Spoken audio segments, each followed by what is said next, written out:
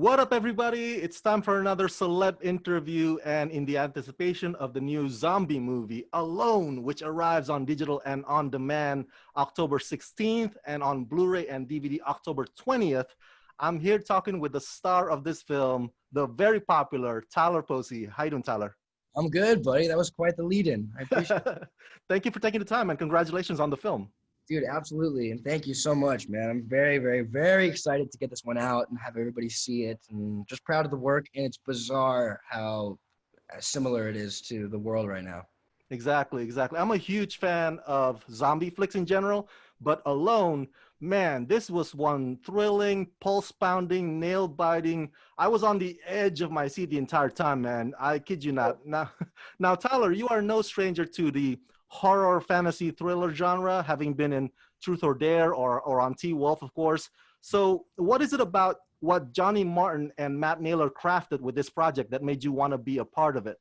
Oh, dude. Okay, so I mean, everything about it seemed similar enough to all of the horror and all like the kind of sci-fi stuff I've done before, but it was super different in almost every single aspect. Like the fact that I could do it alone, and there was like I am no stranger to stunts and stunt work, but Johnny Martin is an amazing stunt choreographer, and he shoots it like he's just a genius with it. And so I was just really excited to just get my ass kicked essentially on this film, physically and emotionally. The character goes through a lot of crazy stuff, outside of the sort of the physical world. It just emotionally, he's beat down. And I hadn't really gone that far in any of my roles since this. And I I loved the character. He related a lot to me. He was kind of this just like sort of like this party dude that didn't really have he couldn't really handle things on his own, and was always kind of like his parents paid his rent for him, and he's just never really been alone before and in this situation. And I loved the character because he's got this great growth throughout the film.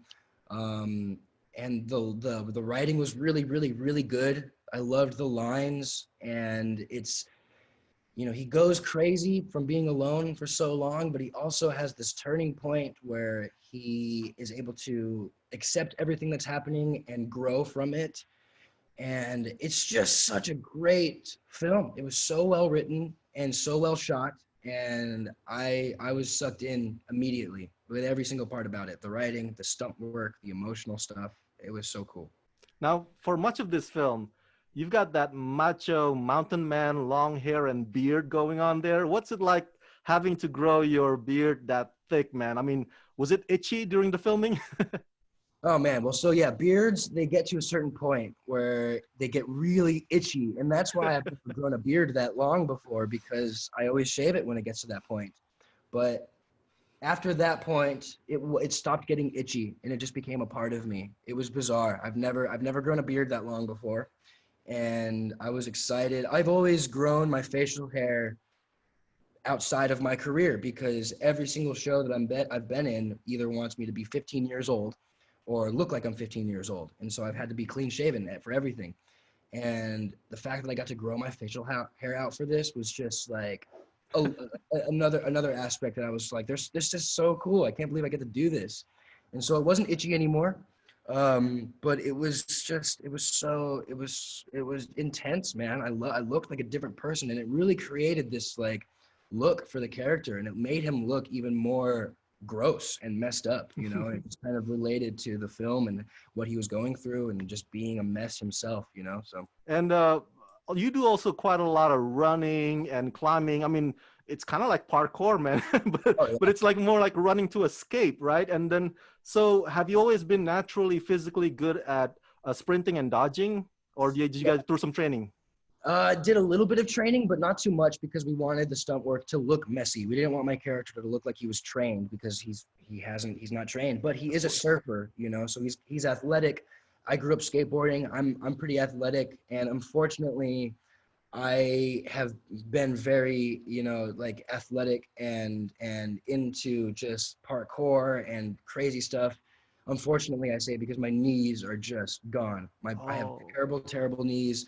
So I had some knee pads on for the filming of the movie, but other than that, it was so much fun, man. I really beat myself up, and I was super drained, but I loved it. I walked home with bruises almost every single day, and it was the coolest. They were like battle wounds, you know. I was proud of them, and I really loved that part of it. You know, I didn't get enough of it with Teen Wolf. We always had a stunt guy in makeup. You know, he was a werewolf. You know, that's so true.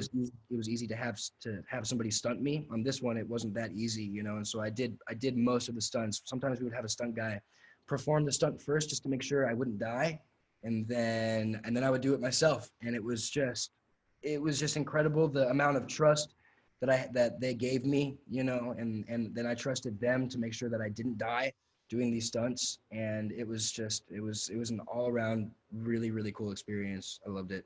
Now, you touched on this a little earlier, so let's dive into it real quick. Your movie kind of parallels our world today. Obviously, we don't have zombies running around, but we are in a global pandemic. And so, what feelings does that bring up for you, the fact or knowing that your art kind of somewhat imitates life? And when push comes to shove, do you think humanity leans towards our better angel or more towards our selfish tendencies? Oof, man. I mean, I would love to believe. So my character leans toward the better half, you know, towards the end of the movie, and stops being selfish. You know, he kind of realizes through quarantining himself that he's been sort of selfish his whole life, and then finds something to live for and to survive for, you know. And that's such a symbolism for what we're going through. You know, I do think and do hope that the world does have that same sort of mental realization, you know. And I think that we are banding together. You know, I see more and more people wearing masks. I see more and more people quarantining, and I'm trying to do my best to inspire that, and to keep going with the protocols that we have for this quarantine. Um, and just the parallels are just so bizarre, you know. And I really see, hopefully, you know, the world kind of having this sort of switch, and not being selfish, and just wanting to be there for one another, and survive for one another. And you know, that happens in the movie, and I hope that maybe it can give some inspiration to people who maybe aren't taking that protocol. But that's the way I always like to see the good in everything. And so I do see that the world is, you know, as messed up as things are right now. I do see that people are taking the proper action to prevent this kind of thing, you know. As I'm winding down to my final questions, I gotta ask you this fun stuff because, you know, Halloween is upon us now. Once again, love this season of the year. So please help settle this long-standing old age argument among the fans. Which ones do you think are scarier, the slow zombies like the Walking Dead zombies, or the fast-running ones like the ones in your movie? Dude, the fast running zombies are the scariest things. Like, I think the first time I saw them, what was that movie? It's Dawn of the Dead? It was Dawn of the Dead. Yeah. And then also World War Z had just the scariest, just when they're just like running and like smacking their head onto like their windows. That to me is the most frightening. It's like a giant rabid dog that you can't fight off. You know, those to me are so scary. I kind of get like a kick out of the slow walking zombies. You know, Shaun of the Dead did such a great job with them. And I love those zombies because they kind of, I don't know, they create sort of like a different aspect of the zombie world. But the scariest zombies are the fast running ones. They give me the creeps, man. They're terrible. I agree, man. I so agree. Now, finally, I can't let you go without asking you about one of my favorite Netflix shows, Fast and Furious Spy Racers new season 2, coming up in just a few weeks from now. So for my fans at home and me who are fans of this show, what can you hint to us or tease to us about what we can anticipate from this new season 2? Oh my God, man. There's a lot more of Tony kind of trying to be the leader, but then getting knocked down. You know, there's so much of. I love Tony because he wants so hard to be this like all American, all badass hero, but he's still a kid, and he's still got these things that kind of like knock him down and put him in his place. But then there's always rebuilding from that. You know, he always kind of grows from these experiences.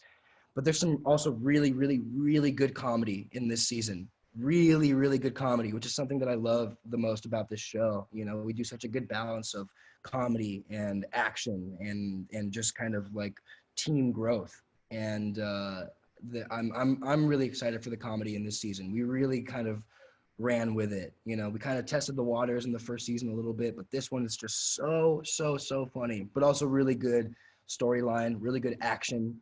And you see more of the characters kind of each character has their own turn in being the leader and the hero in this season. And it's really cool.